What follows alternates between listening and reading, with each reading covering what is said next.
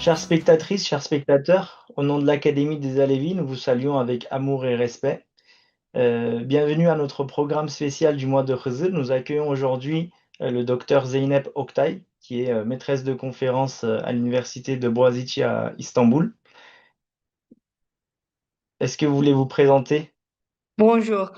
Euh, Merci. Et permettez-moi de commencer par vous remercier ainsi que la Lévi Académie pour cette opportunité. Je suis francophone, comme vous voyez, mais excusez-moi pour mes erreurs parce que ça fait beaucoup de mois que je n'ai pas parlé français. J'ai étudié la littérature comparée aux États-Unis avant de faire un master sur la littérature classique turque à l'université de Boğaziçi où j'enseigne. Euh, et après, je suis allée à Paris et j'ai travaillé avec Mohamed Ali Amir Moazi à l'École pratique des hautes études où j'ai travaillé sur les textes, la littérature des Abdal, dont je vais parler aujourd'hui, des derviches, qui sont très liés avec l'alévisme, à l'histoire des Alévis et des Bektaşi, et notamment sur Kaygısız Abdal. Et et aussi pour des nouvelles, ma thèse va apparaître j'espère cette année chez Bril et euh, pour ceux qui veulent suivre mes recherches, vous pouvez trouver tous mes articles sur mon site d'Academia, mais aussi cette année, dans quelques mois, il y aura mes articles collectifs vont paraître chez Alpha en traduction turque. D'accord. Donc, vous pouvez aussi lire.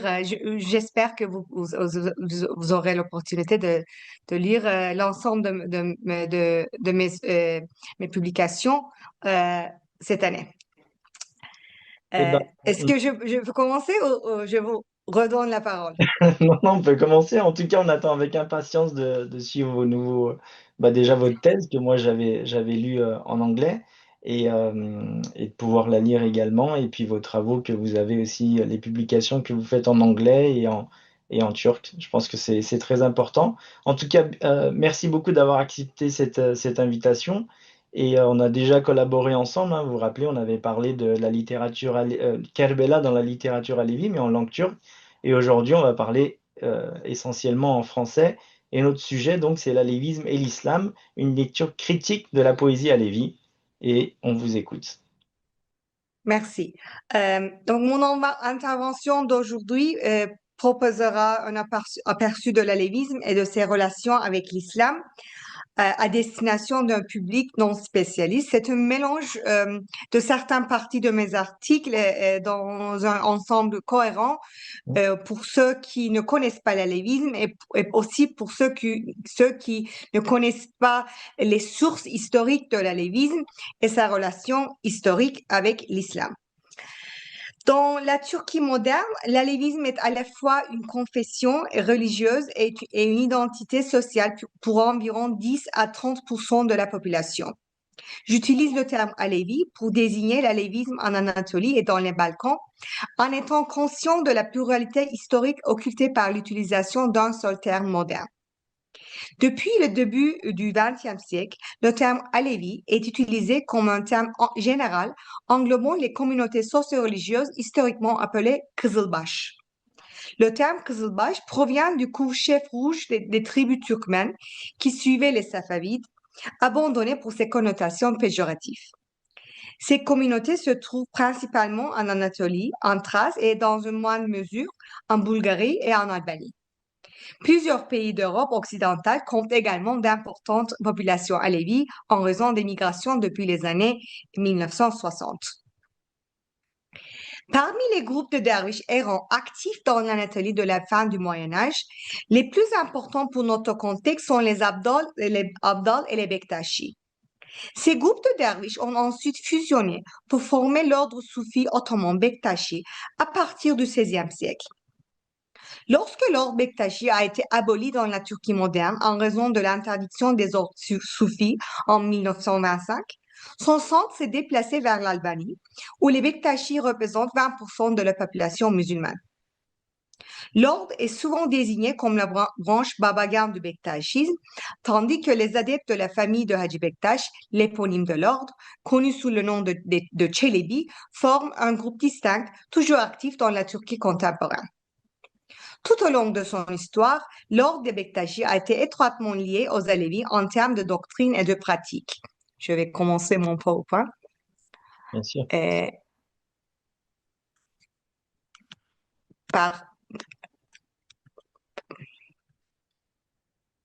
Pardon, oui. Bien que principalement orale, la tradition alevi possède d'importantes sources textuelles qui n'ont attiré l'attention des chercheurs que récemment. Le corpus Alevi Bektashi prémoderne, qui s'étend du XIVe siècle au début du XXe, peut être défini comme la littérature produite par les Kızılbaş, les Bektashi, ainsi que par des groupes de derviches apparentés tels que les Abdal de Rum, Anatolie, les calendéries, etc. Une grande partie de ce corpus est constituée de poésie mystique, appelée nefes ou deish, souvent composée en quatrains avec une métrique syllabique. Ces poèmes sont chantés lors de la cérémonie du djem, rite central tant pour le bektaşisme que pour l'alévisme. En plus de leur transmission orale, les nefes ou deish se trouvent dans des mejmois et des junks, recueils manuscrits, que vous avez vu tout à l'heure. Bon nombre de ces manuscrits à contenu spécifiquement Alevi Bektashi sont en grande partie des recueils de poésie, dont la vaste majorité demeure inédite et inexplorée. Ces recueils ont été constitués à partir de sélections d'autres manuscrits, ainsi que de retranscriptions de poèmes entendus lors de performances. Une étude approfondie de ce corpus permettrait de mieux comprendre la relation entre les poèmes actuellement en circulation dans le milieu alevi et leurs différentes versions historiques. Je vais arrêter mon PowerPoint parce que comme ça, vous pouvez me voir plus. Sinon, je suis trop petite, mais je veux revenir dessus. Donc, pardon. Une seconde partie importante de ce corpus est constituée par le nombreux textes sacrés alevis appelés buyruk. Le mot buyruk, absent des manuscrits eux-mêmes, est utilisé de deux manières différentes. La première désigne les œuvres dans lesquelles les fondements de l'alévisme, ainsi que certains enseignements soufis, sont transmis au moyen de citations coraniques et de nombreux récits sur le prophète Mohammed et Ali ibn Abi Talib. Ces textes, qui forment deux branches distinctes, sont censés remonter soit à Safiyuddin Erdebili, fondateur de l'ordre safavide, soit à l'imam Jafar al-Sadiq.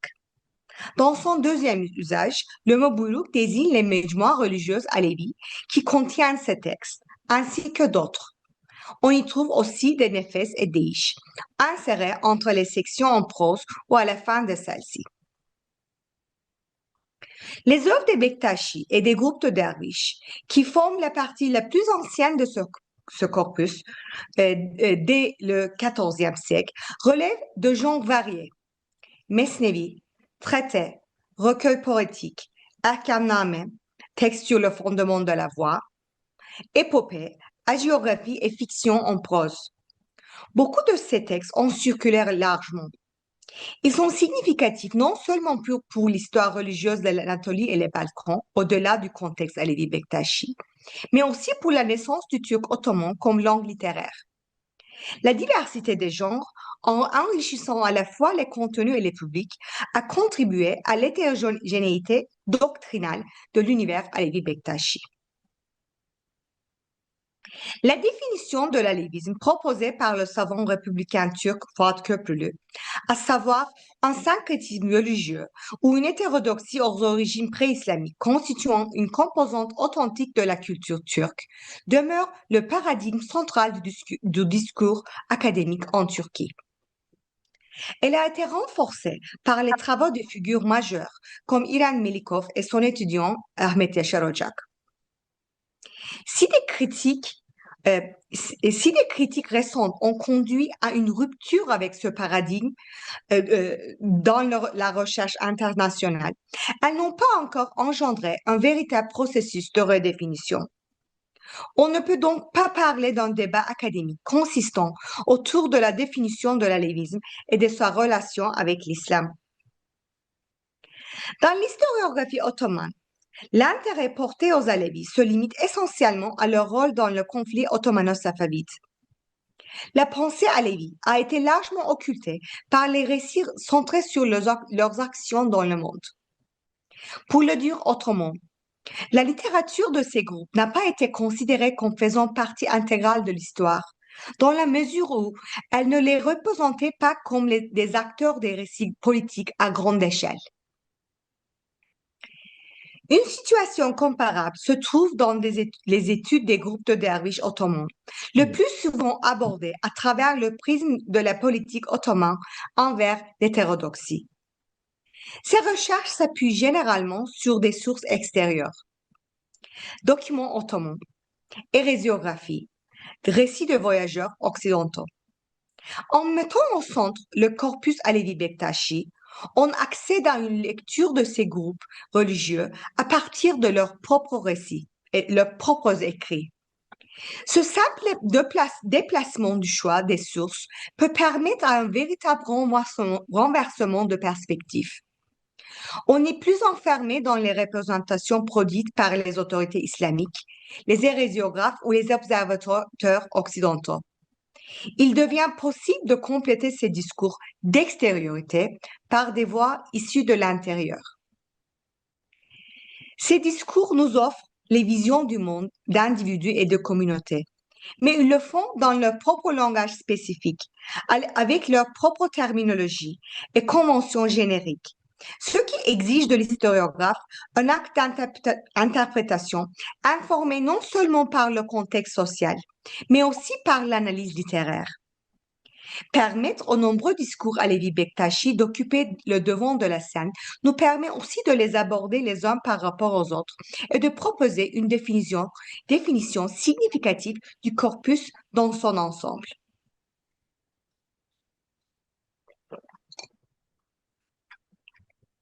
Dans sa conceptualisation de l'islam, Talal Assad propose le concept de tradition discursive.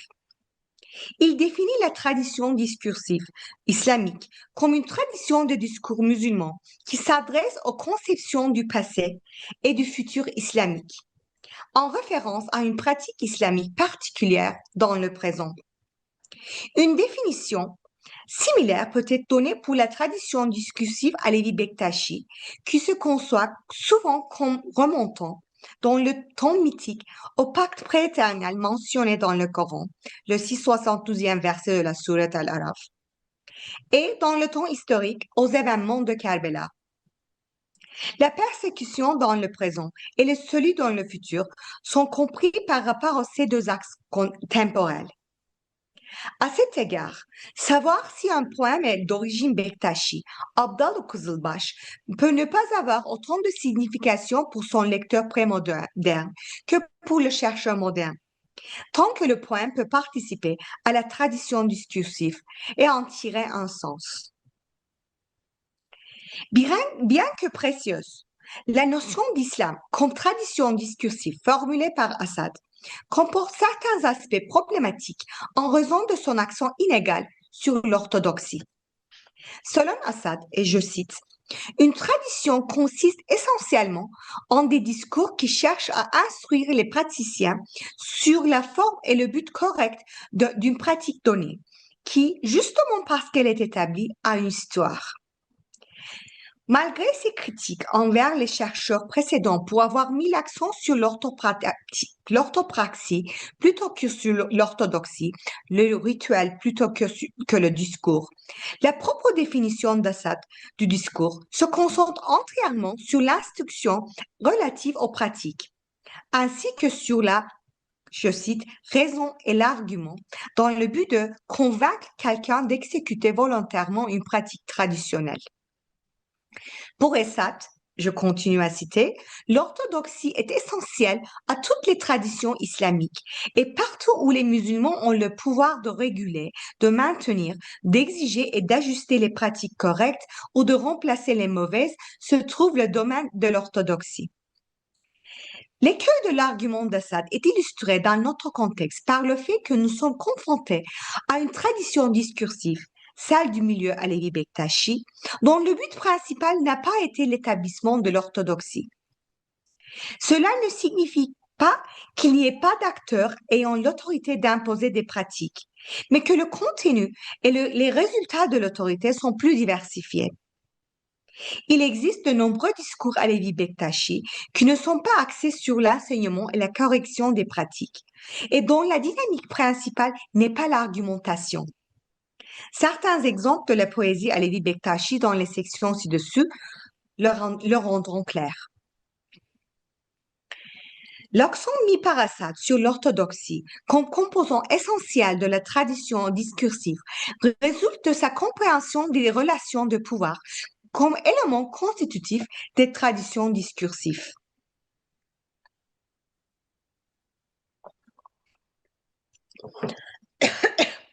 Toutefois, il limite ce pouvoir à ce que nous pourrions décrire comme un pouvoir de prescrire et d'interdire. Dans son ouvrage What is Islam, Shahab Ahmed critique les notions d'islam et de tradition discursive de Al-Assad de manière similaire. Ahmed désigne les discours possédant ce type de pouvoir comme discours prescriptifs. Il affirme que les discours islamiques ne peuvent être réduits à ce type de discours et propose un deuxième type, qu'il nomme discours exploratoire. Il définit ce second type comme un discours qui repose non pas sur une autorité prescriptive, mais sur une autorité exploratoire qu'il définit comme, je cite, une licence pour explorer par soi-même. Il affirme en outre que ce type d'autorité était central dans les domaines tels que la philosophie, le soufisme, l'art, la poésie, la musique, etc. Malgré sa grande valeur pour diversifier notre compréhension des formes de pouvoir dans le monde islamique pré-moderne, le concept de discours exploratoire de Shahab Ahmed imagine un monde islamique sunnite et lettré. À cet égard, le silence relatif d'Ahmed sur le culte des saints dans le monde sunnite, ainsi que sur l'imama, est particulièrement révélateur. Un exemple générique majeur des discours sur le culte des saints dans les milieux de littérature restreinte ou d'illettrisme est la géographie, un genre qui contient souvent des récits oraux mis par écrit ultérieurement. Il semble en effet probable que le récit hagiographique ait constitué le discours islamique principal dans les milieux illettrés jusqu'à l'époque moderne. On peut dire que la walaya, amitié de Dieu, sainteté, velayet, constitue un champ discursif majeur dans la tradition discursive Alevi Bektashi, articulant des influences à la fois chiites et soufis. Le culte de Ali ibn Abi Talib, des 12 imams, de Haji Bektash et d'autres saints du panthéon Alevi Bektashi, dont certains portent les noms de sièges cérémoniels postes de la salle où se déroule la cérémonie du djem, occupent une place essentielle tant dans le rituel que dans la croyance. C'est pourquoi les hagiographies jouent un rôle fondamental et leur contenu continue à être transmis aujourd'hui dans des contextes formels comme informels.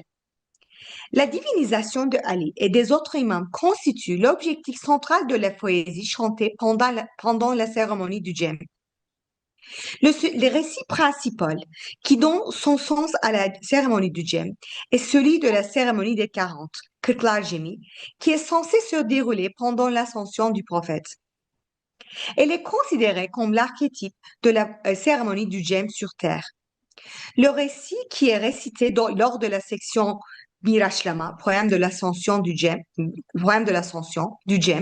pendant laquelle a lieu le rituel danse du Semar, qui vient de l'arabe de Sama, met l'accent sur le statut spécial des 40 saints ainsi que sur leur chef, Ali ibn Abi Talib.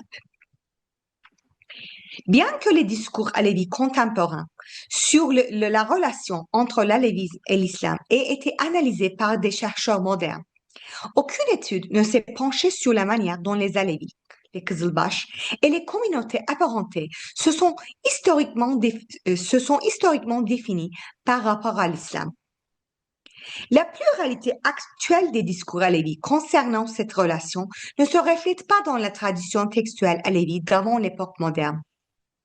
Les sources datant du début du XVIe siècle montrent que les Alévis avaient leur propre conceptualisation de l'islam, selon laquelle ils n'étaient pas seulement musulmans, mais en réalité les musulmans originels qui étaient restés sur la voie droite alors que le reste de la communauté islamique s'en était écarté.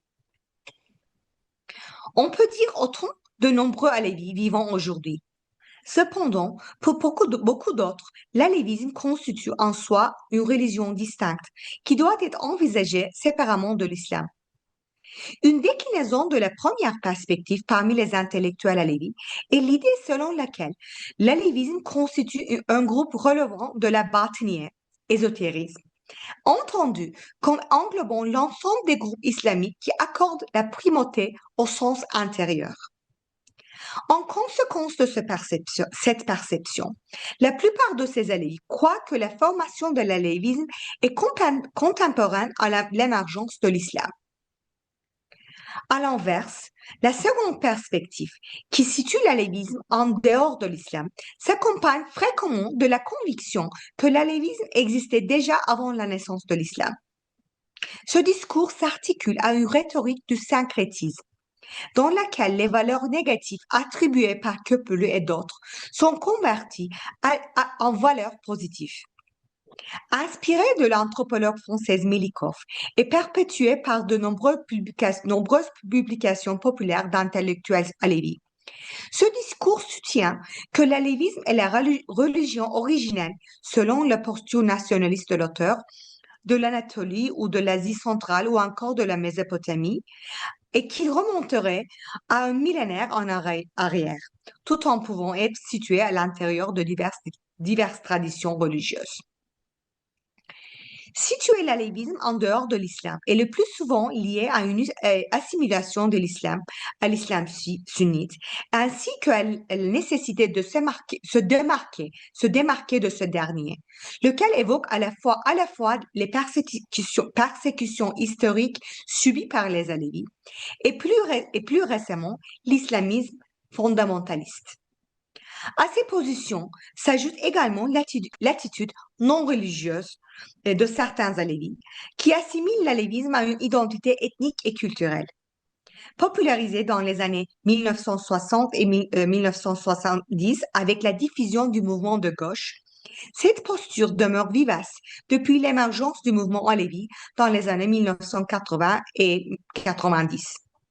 Je dois en outre souligner que la question de savoir si l'alévisme doit être situé à l'intérieur ou en dehors de l'islam constitue un débat extrêmement vif aux conséquences politiques majeures.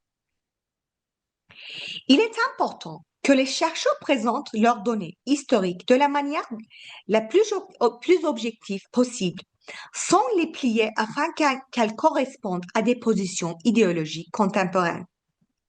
Dans le même temps, il convient de souligner que les conceptualisations passées de l'alévisme ne sont pas nécessairement les plus valides que les conceptualisations contemporaines. Toutes les religions sont en constante transformation. Cependant, c'est précisément la capacité de l'alévisme à maintenir ensemble dans une grande diversité qui le rend unique et précieux dans l'histoire des religions du monde. Selon la perspective des alévis prémodernes, les alévis sont les vrais musulmans, ceux qui ont répondu oui à la question ne suis-je pas votre Seigneur dans le pacte prééternel mentionné dans le Coran, que j'ai mentionné tout à l'heure. De ce fait, ils sont et ont toujours été unis à Dieu. Comme il est fréquemment répété dans la poésie alévi Bektashi, ils sont le Güruh Naci, la communauté sauvée. Leur véritable islam n'est autre que la dimension ésotérique de l'islam des gens ordinaires.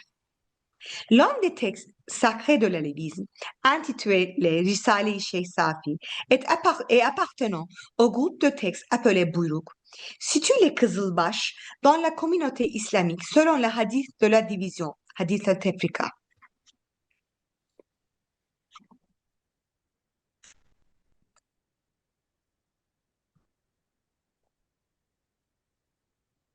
Attends, j'essaie de changer. D'accord. Oui. Et voilà, vous pouvez voir maintenant. Le gnostique comprend ce secret. Bon, je vais lire en turc d'abord, en turc ancien. Bu sırrı Arif anlar ve dahi Resulullah buyurur ki benim ümmetim 73 fırkadır. Hemen bir fırkası cennetliktir. Ol güruhun ağacıdırlar. Le gnostique comprend ce secret. Et le messager de Dieu dit, ma communauté compte 73 sectes, dont une seule entrera au paradis. C'est la communauté sauvée. Ainsi, dans l'un de ses principaux documents écrits, la communauté Kızılbaş se situe explicitement au sein de la Ummah et le fait d'une manière fondamentalement islamique.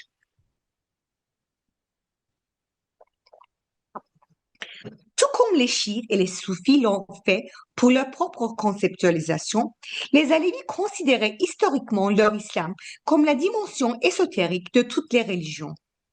Comme dans le discours soufi, l'identification à Dieu permettait au poète Alevi Bektashi de conceptualiser sa poésie ou celle de son saint Alevi Bektashi bien-aimé comme la parole de Dieu.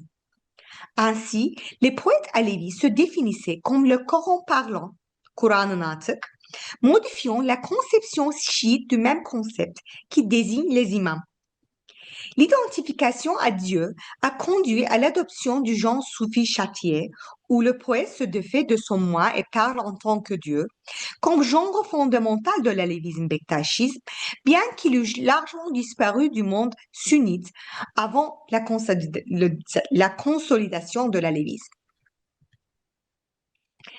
Par manque de temps, ce sont pour ceux qui lisent la poésie Alevi Bektashi, j'ai les traductions de deux poèmes que vous allez connaître tout de suite. Mais c'est toujours intéressant de lire les mêmes poèmes dans d'autres langues pour voir comment ça sonne et pour comprendre les niveaux de sens qui nous sont cachés dans la première langue, mais qui deviennent plus faciles pour nous d'observer dans d'autres langues. Donc, je n'ai pas le temps de vous lire les cinq, donc tous les versets, mais peut-être si vous pouvez trouver d'ailleurs les traductions anglaises de ces poèmes dans mes publications. Par manque de temps, je ne lis que les versets les plus frappants. Le poème que j'affiche est un exemple où l'identification du poète à Dieu, dont j'ai parlé tout à l'heure, mène à une réinterprétation de l'histoire religieuse comme manifestation cyclique du poète lui-même. En effet, avec ses références coraniques, son identification à Dieu et sa critique de l'ascète, le poème ne se distingue en rien sur le plan discursif d'un poème soufi.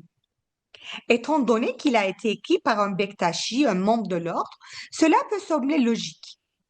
Toutefois, un poème attribué à Pir Sultan Abdal, actif au XVIe siècle, l'un des bardes les plus vénérés et les plus récités dans le rituel alevi, repose également sur le même cadre discursif, bien que dans une langue plus vernaculaire.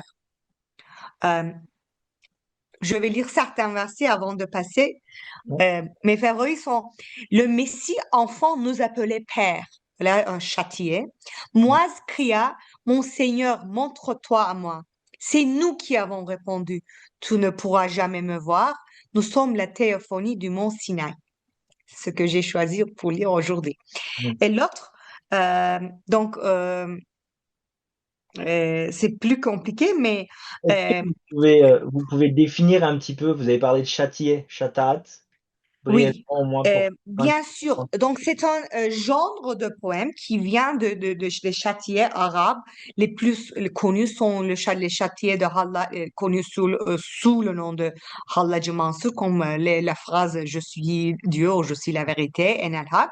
Oui. Et aussi sont très célèbres les châtiers, des châtres de Ebu Yazid al-Bistami, par exemple. Mhm. Mais le genre vient, donc j'ai un article dessus qui a le nom Châtier, dont le titre que vous pouvez lire d'ailleurs, mais le chat, ça vient du mot arabe qui veut dire l'eau qui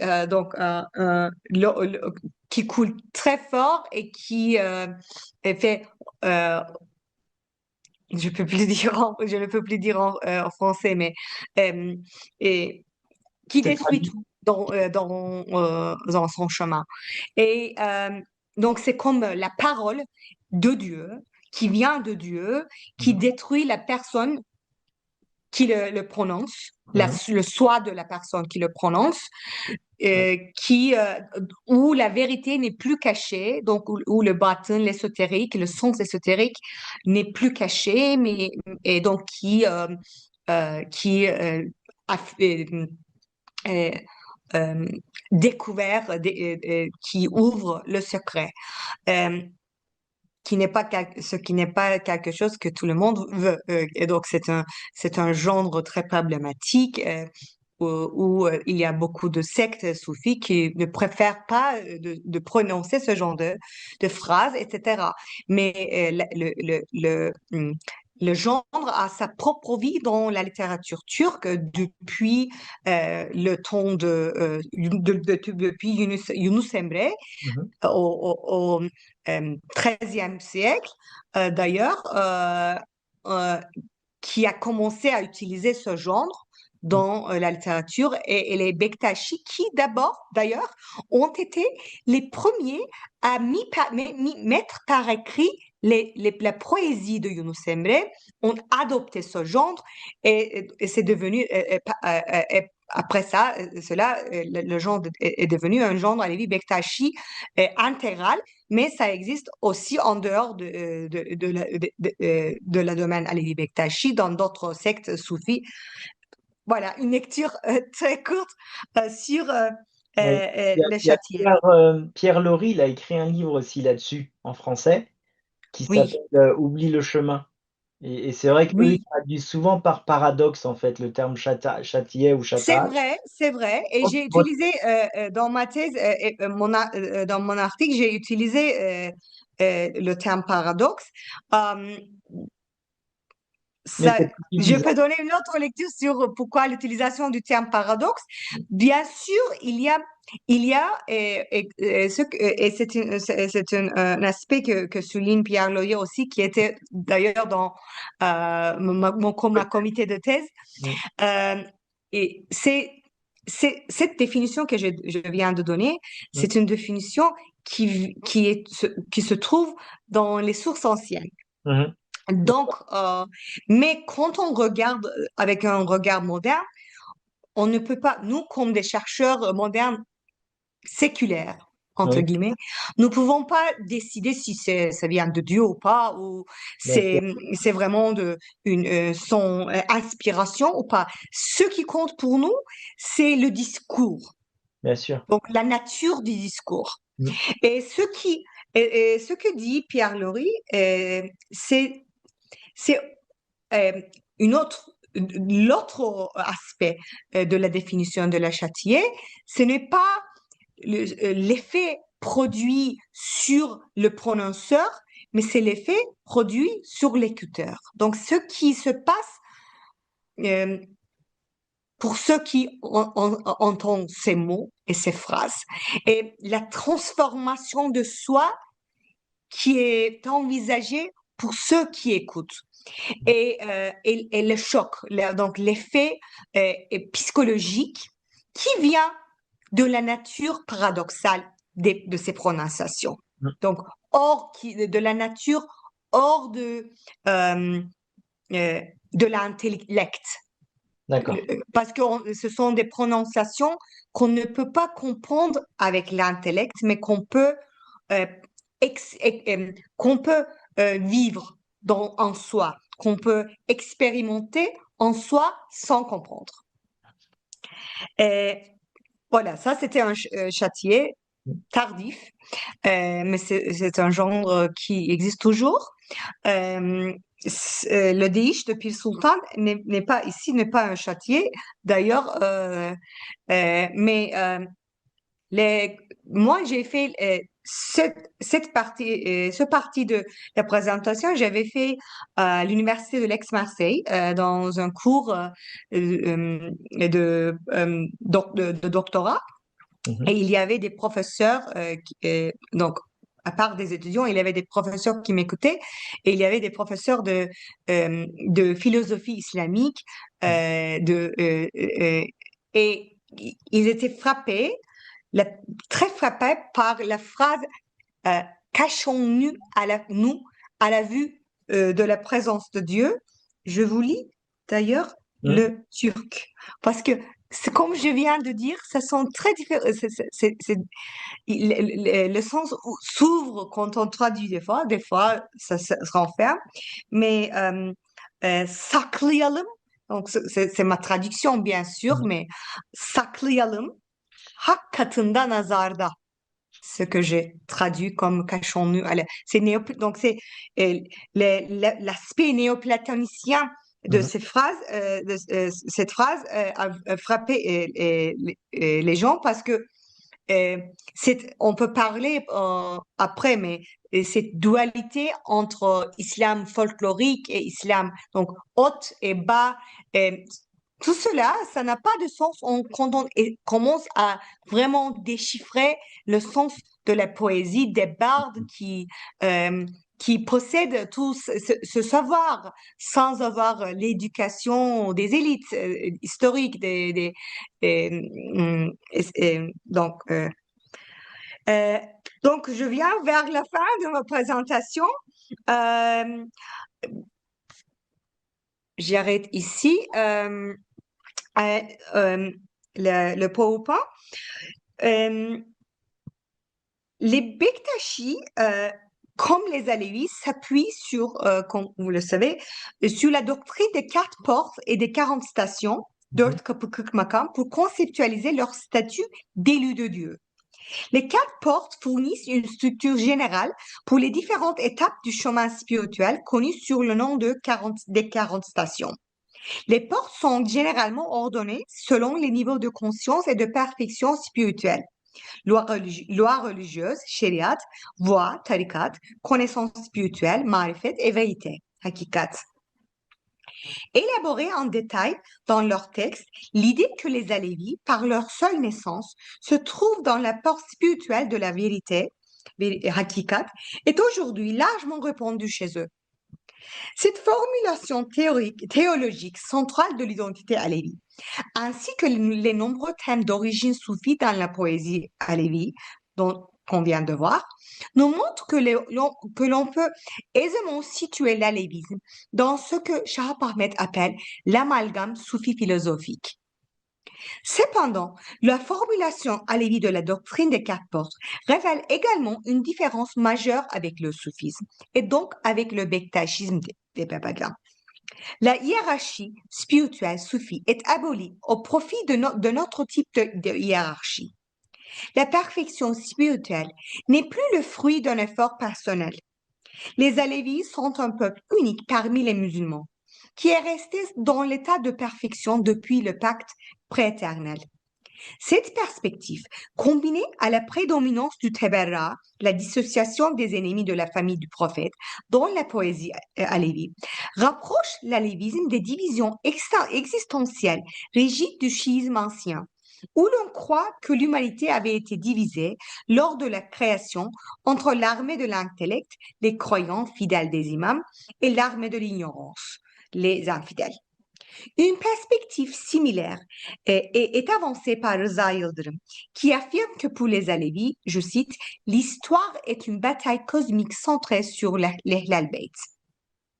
Cette bataille cosmique a commencé lorsque Satan refusa de se prosterner devant Adam, entraînant ainsi la création de deux camps.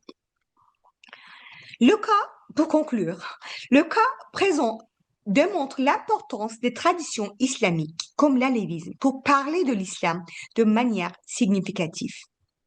Ces traditions, donc l'histoire de l'alévisme, est important aussi pour l'histoire de l'islam en général, pour comprendre pour la propre définition de l'islam, pour ses frontières et pour ce qui l'unit. Ces traditions, comme celle des Ehliak, les Alaouites, des Druzes, etc., ont été largement négligées par les études islamiques, malgré le grand nombre d'adhérents pour certaines d'entre elles. Alors que nous abandonnons les modèles centro-périphériques et orthodoxie-hétérodoxie dans notre compréhension des religions, nous avons un besoin urgent de nouvelles perspectives théoriques fondées sur une historiographie qui ne privilégie pas les élites historiques urbaines, masculines, lettrées et orthodoxes. Merci de m'avoir écouté. Euh, donc, Merci à vous pour cette présentation. Vraiment, c'était très, très intéressant. J'ai peut-être quelques questions, si vous le permettez. bien sûr. Déjà, peut-être ce qu'on comprend en fait de votre présentation et de vos études en réalité, c'est que il y a une espèce de fake news, une fausse vérité qui est avancée depuis très longtemps, selon laquelle en fait les Alévis n'auraient pas de source écrite. D'accord? Et là, vous nous avez prouvé par vos travaux en réalité que si les Alévis, ils ont quand même beaucoup de sources écrites. Vous avez parlé des Djenk, des Mejmoua, les Buyrouk, les divans de différents bardes, des troubadours, etc. Donc là-dessus, est-ce que vous pouvez bien nous confirmer ça? Et la deuxième chose, est-ce que justement on ne minimise pas la tradition orale alors que cette tradition a peut-être autant de valeur que la tradition écrite? Merci, merci. Ce sont des questions très importantes. Et nous sommes depuis la naissance de l'alévisme comme domaine de recherche académique. Mhm. Il y a eu toujours un aspect idéologique. Et bien sûr, c'est les écritures, les recherches le livre de Marcus Dressler qui nous montre cette généalogie qui vient pas seulement de Peuple bleu, mais qui vient avant des missionnaires qui, qui avaient une compréhension des Alévis comme rurale, orale, etc. Et il y a un aspect de vérité, bien sûr, que euh, l'alévisme en son totalité est une tradition principalement orale et qui continue à être transmis dans Mhm. ce manière-là.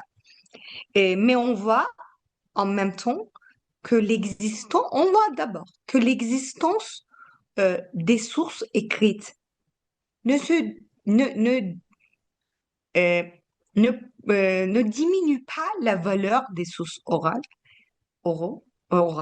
et l'existence des sources orales ne diminue pas la valeur des sources écrites. Euh, la raison, euh, donc cette question idéologique de, des chercheurs qui ont toujours une comparaison avec le monde sunnite dans la tête, Mhm. ça n'a pas beaucoup de sens euh, qu'on a, qu'on qu'on- qu'on- qu'on approche la lévisme. Parce que euh, bien que les sources prémodernes d'ailleurs, pas seulement de la lévisme, mais de l'islam en général, de toutes sortes de l'histoire ottomane, etc. Ces sources manuscrites, même quand on avait des sources écrites, on les lisait oralement devant un public. Bien sûr. On ne lisait pas soi-même dans son lit Ah, dans une manière moderne. La lecture, c'était une performance orale. Parce qu'il y avait un seul livre dans la communauté, ou bien il y avait un seul livre dans la loge, etc. Donc, cette dualité, écrit et oral, ça n'a pas beaucoup de sens Ah, quand on approche l'après-modernité. D'abord, c'est important. Deuxièmement, la dualité dont j'ai parlé à la fin de mon exposé entre élite et folklorique. Cette dualité, c'est aussi une dualité idéologique qui vient du paradigme de Köprülü.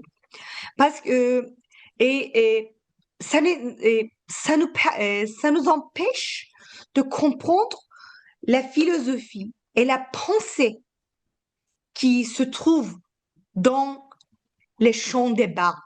Parce que si on pense que bon, la philosophie, c'est seulement des traités écrits par des oulémas, etc., bon, on ne peut pas dire que les chants contiennent de la pensée.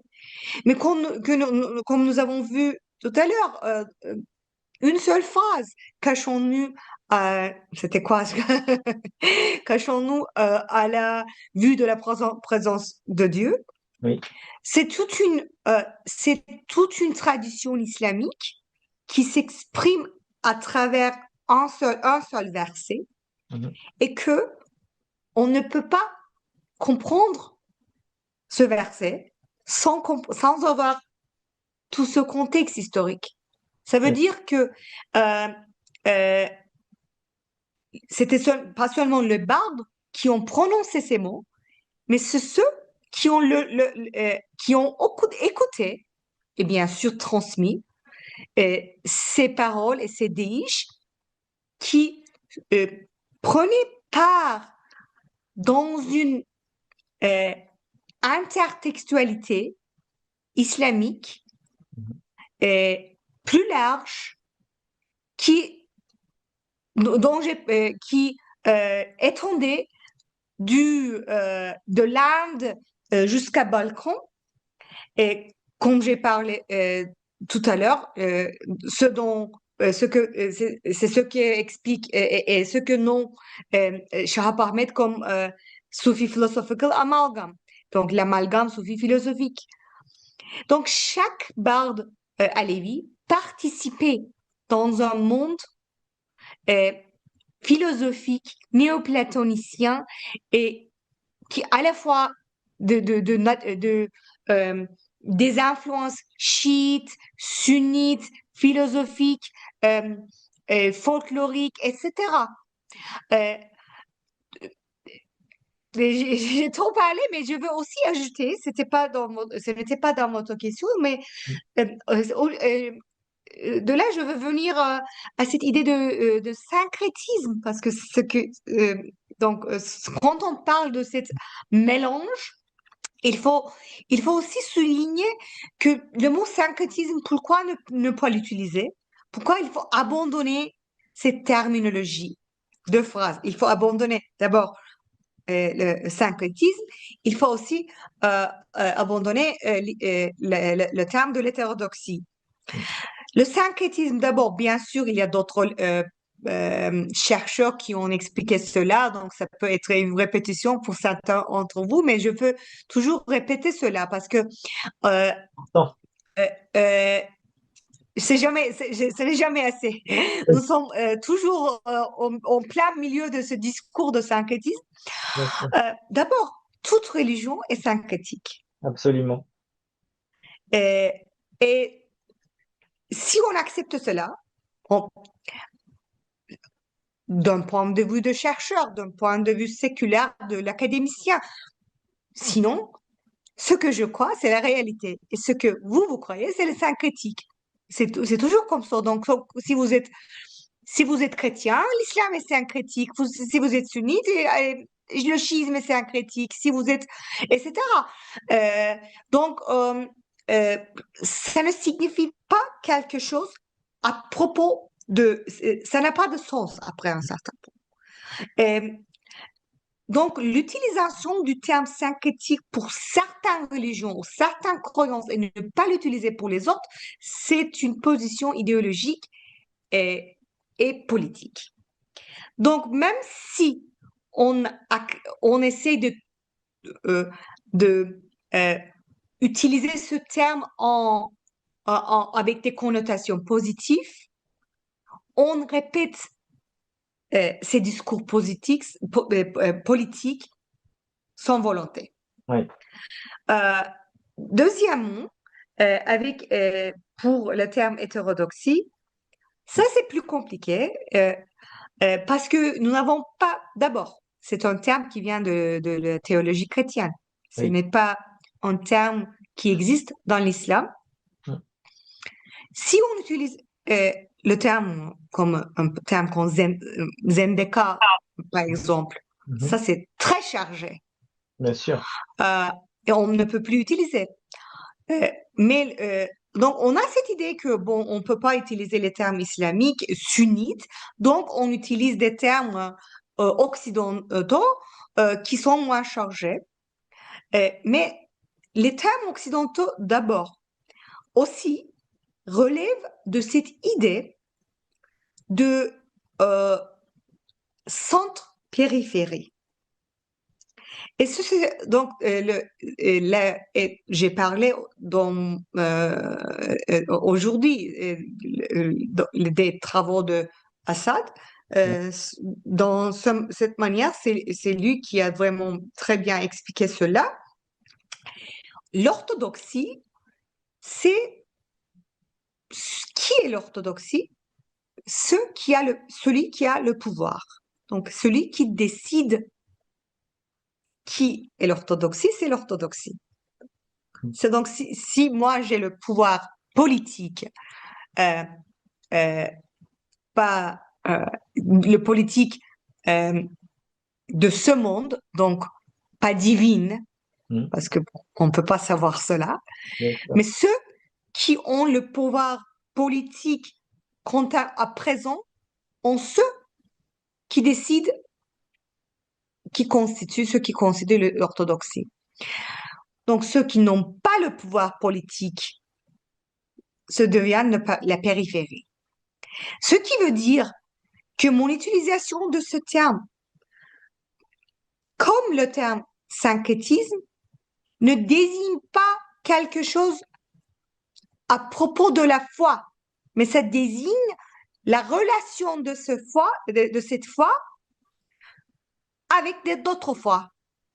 Donc, c'est pas un terme qui désigne la religion, la croyance, c'est un terme qui désigne les relations entre des relations politiques, des relations de pouvoir entre d'autres religions ou d'autres croyances ou d'autres dénominations, etc. Et moi, je n'ai jamais ce problème. Mm. Donc, très, très, très, très, euh, euh, euh, très peu, je veux dire.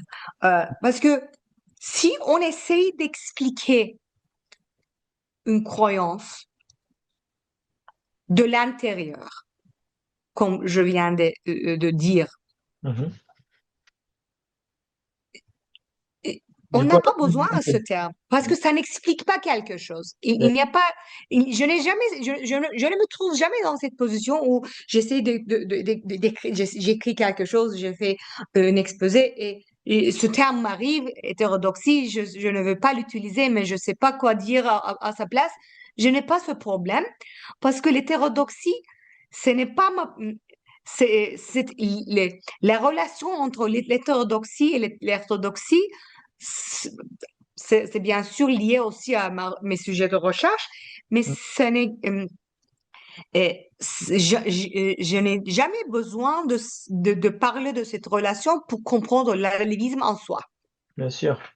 Mais parce que vous essayez de comprendre la voie Lévy par les sources internes de la voie. Donc du coup, il y a plus besoin d'être dans une distinction entre orthodoxie et hétérodoxie. Vous n'avez pas une vision extérieure, en fait. Je Oui, pense et que les sources internes ne parlent pas de l'hétérodoxie. absolument. Et c'est vrai que en parlant de sources internes, vous avez beaucoup travaillé sur Kaygus Abdal aussi. Votre thèse aussi porte sur un de ses livres sur la notion de Insani Kamil dans les textes de Kaygus Abdal. Euh, Et dans ces textes-là, c'est vrai que vous l'avez dit un petit peu hein, dans votre présentation, mais on retrouve toujours la notion de Hak Mohamed Ali, des 12 imams, de l'Ahl Bayt, Tevella Tebera, toutes ces notions, on les retrouve et je crois que vous avez retrouvé aussi un recueil qui est encore plus ancien que celui d'Abdurrahman Güzel et où il y a beaucoup plus de poèmes qui vont dans ce sens-là, si je ne me trompe pas. Oui, et donc pas plus ancien que celui qu'il a trouvé, mais à peu près de même temps, Période. avec 400 poèmes de plus, Mhm. où se trouvent des références aux 12 imams, très peu de références, mais quand même des références à 12 imams, plusieurs références à Mhm. Mohammed Ali. Mhm. Appelé Ahmedou Haïdar, etc. Mhm. Et bien sûr, d'ailleurs, oui, ça c'est important, je vous remercie de souligner ça. Pas ma découverte, mais l'idée qu'il y avait euh, donc ces références dès le 15e siècle, ça c'est important parce que ça nous montre d'ailleurs que les, les aspects chiites de la lévisme ne relèvent pas de l'influence des Safavides. Oui, exact. Euh, et, par contre, je veux aussi ajouter Kitab Maghlata, le livre sur lequel j'ai travaillé, que j'ai traduit et commenté et aussi édité dans la deuxième partie de ma thèse. Euh, le livre, bon, Ali est le guide du derviche, Mhm. qui est la personne, non, du protagoniste. Et, et bon, je vais donner un spoiler, mais vous pouvez lire. Et à la fin du livre, le derviche arrive dans un banquet, dans la présence de Dieu, où Dieu se révèle d'être Ali et le tout révèle d'être la lumière. Donc aussi, il y a cette référence à la lumière, Nour, qui est bien Mhm. sûr très important, Nour Mohammed Ali, qui est très important dans la doctrine Alevi Bektashi. Euh, Ça, j'ai fait cela pour ma thèse, mais Abdurrahman Güzel avait déjà euh, édité ce livre. Mhm. Bien sûr. C'était pas de très bonne qualité, mais il avait publié. Oui, oui, bien Et sûr. il avait mis il a écrit un préface qui dit que c'est un livre sunnite. Mhm. Ce que je veux dire, c'est que euh, donc ce livre existait, ce livre a été déjà découvert.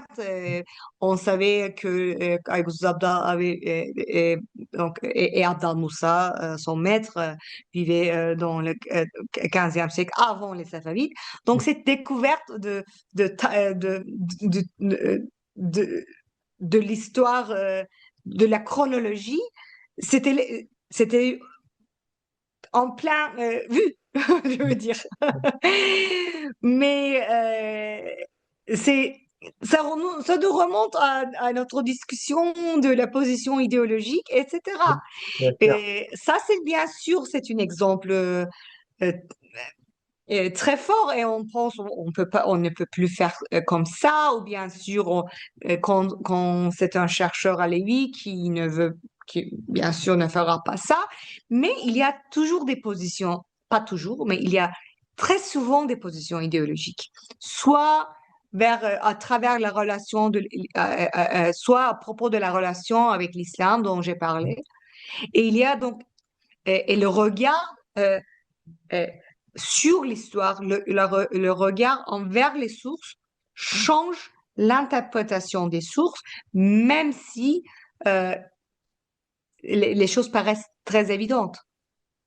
Mhm. C'est pour cela aussi que il faut toujours être prudent et pour savoir, parce que nous sommes euh, dans le domaine de l'histoire du Moyen-Orient, dans le domaine de l'histoire de l'islam, etc., c'est pareil, mais c'est pire dans le contexte de l'alévisme à cause des politiques Oui, modernes des gouvernements bien sûr. et Idéologique. jusqu'aujourd'hui. Oui, malheureusement. Donc, à mon avis, et ce que j'essaie de faire dans mon propre approche, euh, il faut toujours, euh, il faut toujours comprendre et il ne faut jamais oublier euh, que même quand on fait l'histoire objective des sources, c'est toujours, les conséquences sont toujours politiques. Il faut toujours savoir les conséquences politiques. Bien Mais il ne faut pas changer son discours objectif de chercheur pour des conséquences politiques. sûr. Ça, c'est quand on est un chercheur ou une chercheuse honnête. Normalement, on fait pas ça, oui. J'ai une dernière question. Oui, mais on essaie, mais nous avons des préconceptions que nous ne Oui, connaissons pas des fois. bien sûr. Et c'est ce qui est le pire. Quand on ne sait pas, on ne peut pas. Donc, il faut vraiment, oui, être honnête avec soi à Avec ça. propos de ses propres, euh, euh, euh, ses propres positions, ses propres implicites pensées, etc. Bien Et sûr. ça prend, c'est beaucoup d'efforts. Oui, oui, qu'on a intériorisé. Une dernière question, si vous le permettez, parce que je trouve que c'est important. On voit bien que dans la Voix Lévy, on donne beaucoup d'importance aux poèmes. D'accord? Oui. Mais je pense qu'il y a un arrière-plan théologique à tout ça. C'est-à-dire que quand on voit dans l'islam, il y a deux portes pour la connaissance. Il y a la porte de la révélation, le wahyi, d'accord, qui est accepté par toutes les branches de l'islam. Et après, il y a aussi la voie de l'inspiration divine, le ilham. Mhm. Et pour moi, ça, c'est un lien avec la notion de velayat, justement, dont vous avez parlé, qui est très présente dans les sources alévi, etc. Donc, est-ce que c'est pas à cause de ça qu'on donne autant d'importance à la poésie dans la voix Lévy? Par exemple, même le fait de faire ça, en fait, à chaque fois qu'on dit le nom du Hosanne, est-ce que c'est pas un respect envers justement son inspiration divine? Et c'est peut-être pour ça aussi qu'on dit que le saz, c'est le Coran à cordes, et que les paroles du vrai ami de Dieu, c'est les paroles de Dieu, etc. Oui, c'est une question très importante qui est liée à aux autres questions. Parce que d'abord, il y a aussi dans notre conception moderne, Mhm. la poésie a moins de valeur. Oui, il y a ça aussi, bien sûr. Et la poésie, c'est l'imagination a moins de valeur que l'intellect, que le sav- la- le- euh, et l'imagination n'est pas considérée comme savoir. Le savoir, on obtient le savoir par ses cinq sens, par son expérience physique, matérielle. Bien sûr. Donc, pour revenir à ce que je viens de dire, à nos pensées implicites, Mhm. nous habitons dans un paradigme moderne. Donc, il y a eu une rupture paradigmatique Mhm. avec le monde prémoderne. Et ça, cette rupture, ce qui est très intéressant à propos de la Lévis, c'est que cette rupture, ça vient, ça fait moins de 50 ans que ça nous est arrivé, Oui. et nous avons cette rupture devant nous Mhm.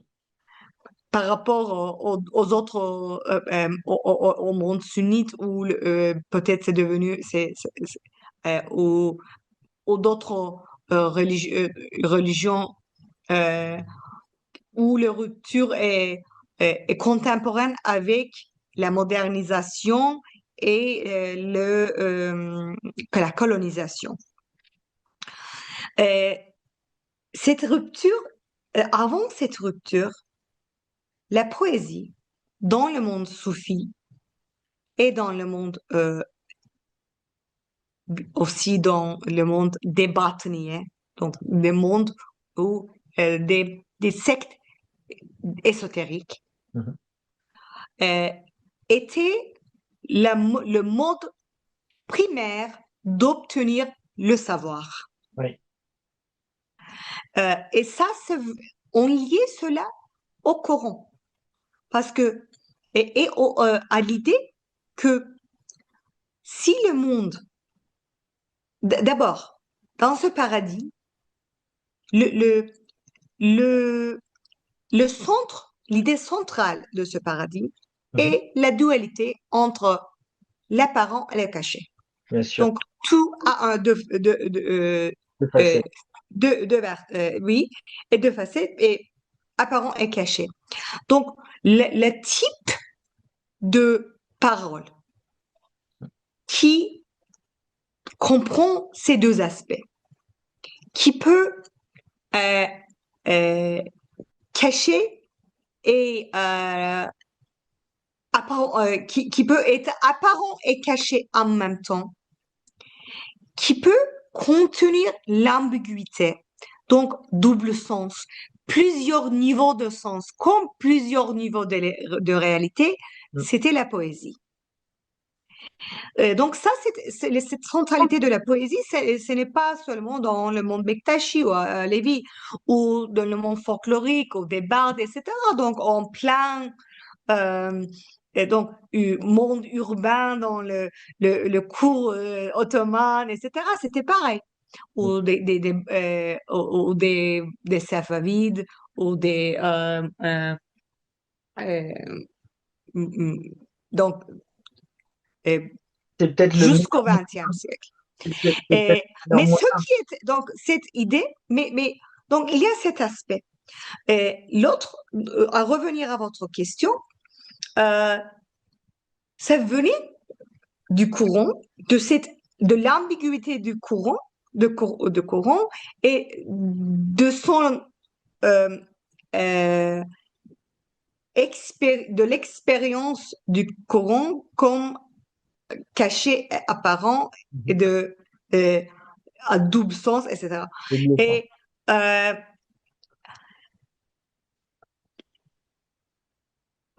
à un certain point, jusqu'au peut-être XIIIe siècle, et bien sûr, dans la théorisation de cela, Ibn Arabi a eu un rôle, un grand rôle. Donc, les doctrines wujudi, d'ailleurs, Mhm. de la doctrine qui relève d'Ibn Arabi, font une partie intégrale de la doctrine à la Bektashi. Et vers le XIIIe siècle, dans le soufisme, la, la distinction entre la révélation et l'inspiration ne comptait plus. Donc,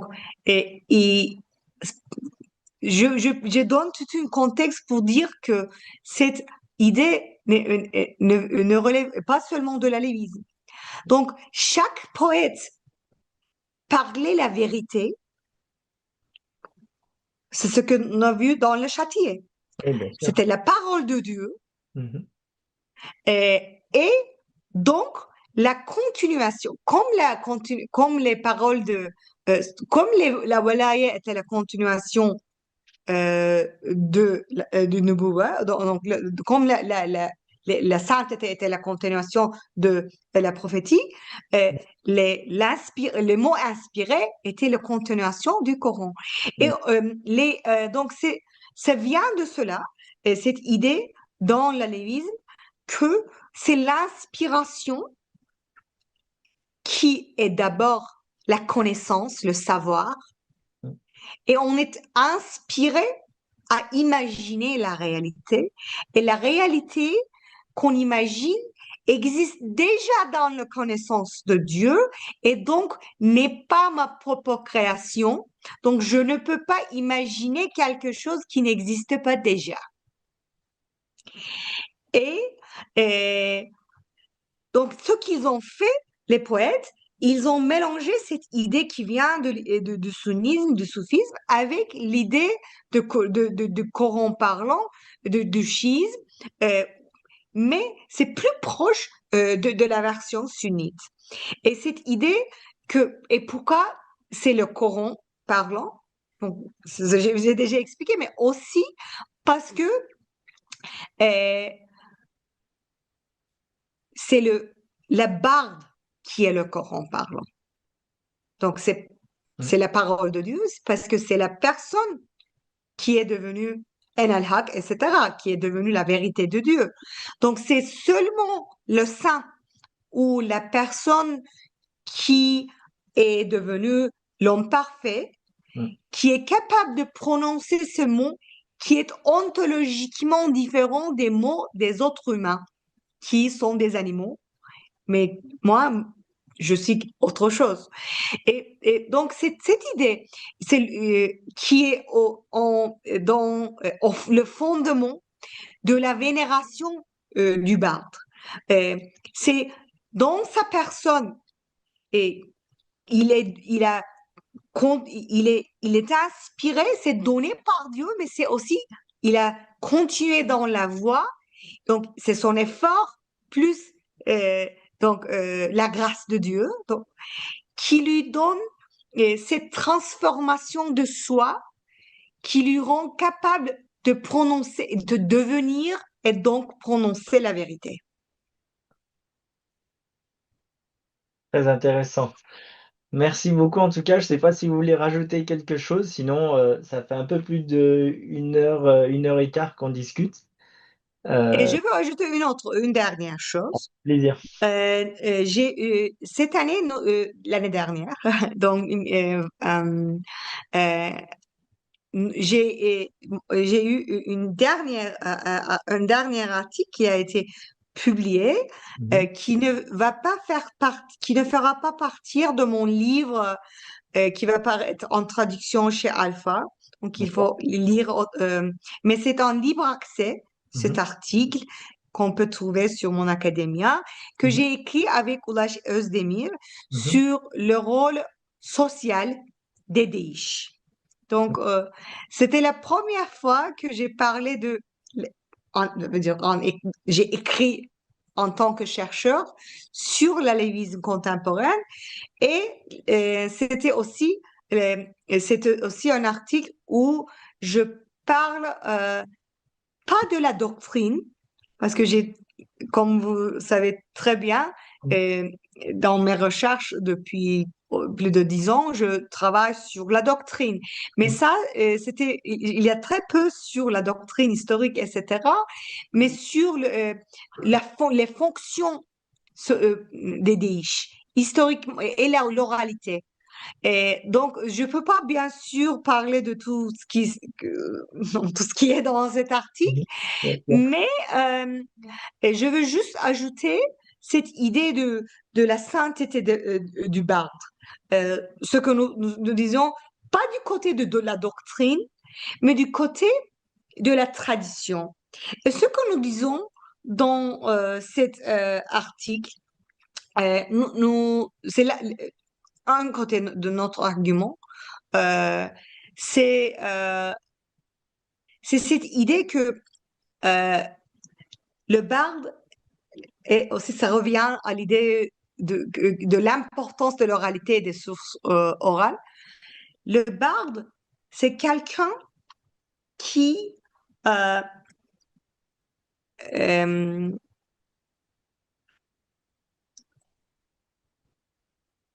garde, transforme et transmet mais la tradition. Donc c'est lui, la tradition est incarnée Wow. dans lui. Et donc l'histoire, c'est comme exemple, Mhm. comme des bardes des Ozan, des Korkut, etc., qui Mm. gardent l'histoire, la mémoire La mémoire. du communauté. Donc, ce sont les personnes spécialisées. C'est pareil pour les Dédés. Donc, c'est une personne, pas seulement c'est une personne spécialisée dans l'enseignement des doctrines, dans euh, les, euh, euh, les rituels, etc. Mm. Mais c'est aussi une personne qui garde, C'est une- transforme et transmet mm. la mémoire. On peut dire que c'est Et une source à la lui. mémoire du passé et du présent, qui donne sens aux mémoires. Et cette transmission de mémoire, c'est le sujet, c'est le sujet de notre article. Comment une mémoire est donc une identité. Mhm. Le mémoire, et quand je parle du mémoire, je ne parle pas du mémoire seulement des rituels ou bien des mots ou euh, des chants, etc. La Mais je connaissance. parle des mémoires de la connaissance et mémoires des émotions, Mm. donc Yes. des émotions collectives. Donc une mémoire pas seulement intellectuelle, mais une mémoire qui existe dans le corps, Mhm. incarnée, comme nous avons parlé, euh, une mémoire affective, Oui, en tant que intellectuel, etc.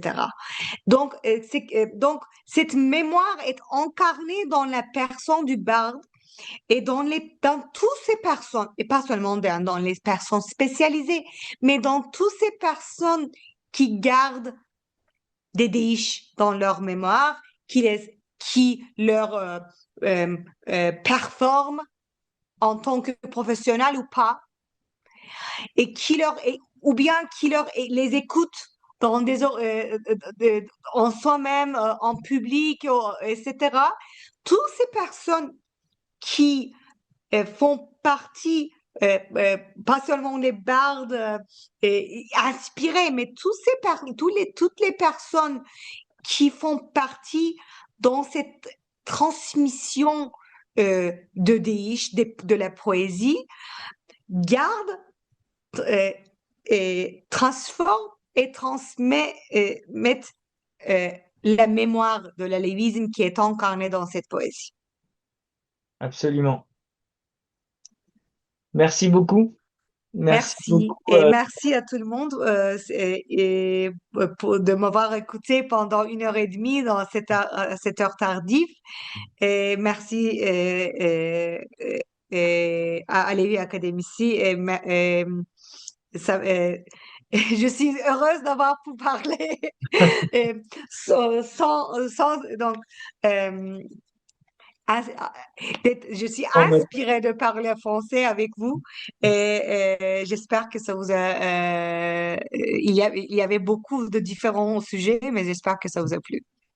Merci beaucoup. En tout cas, je vous remercie aussi au nom de Alevi Academici pour avoir accepté notre invitation et pour avoir permis de pouvoir transmettre justement un peu vos travaux en français cette fois-ci, parce qu'on avait déjà réalisé des mois bêtes en turc, mais cette fois-ci en français. Je pense que c'est très très important. Et je remercie également les spectatrices et les spectateurs de nous avoir écoutés jusqu'au bout. J'espère que ça a été très instructif pour eux, mais je pense que ça l'a été.